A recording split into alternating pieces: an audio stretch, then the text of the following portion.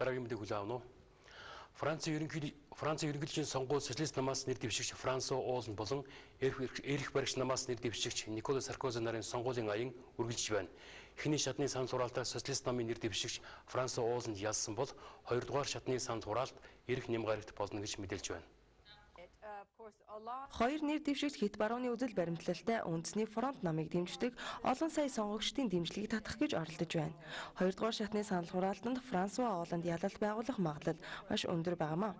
Эрх баригч намын нэр дэвшигч Никола Саркозигийн засаг захиргаа Евро бүсэд эдийн засгийн хэмжээгээр хоёрдугаар байранд жигсдэг Францын ажилгүйдлийн түвшнийг бууруулж чадаагүй сонгуульд ялагдах хангалттай онцлог болж байна гэж ажиглагчид тайлбарлаж байна. Хоёр нэр дэвшигч өнөөдөр телевизээр халдсан мэтгэлцгээр болсон байна. Халдсан мэтгэлцээний гол сэдв нь ажилгүйдэл, тэтгэвэр тэтгэмж, цалингийн асуудал байх төлөвтэй байна. Франсуа Олланд цалингийн доод хэмжээг нэмэх, 60 мянган багшийн оронтой шинээр бий болгох, тэтгэврийн насыг 60-аас 62 болгож бууруулах зэрэг санал дэвшүүлжээ. Өнгөрсөн сарын байдлаар Франц улсад ажилгүйдлийн түвшин 9.3% буюу 2.8 сая хүн ажилгүй байна гэсэн судалгаа байсан.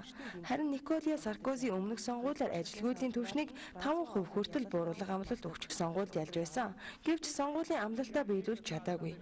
Олланд Эрх нямгарагт болох санал хураалтанд 55% саналаар ялалт байгуулах магадлалтай болохыг санал асуулгын дүнгууд харуулж байна.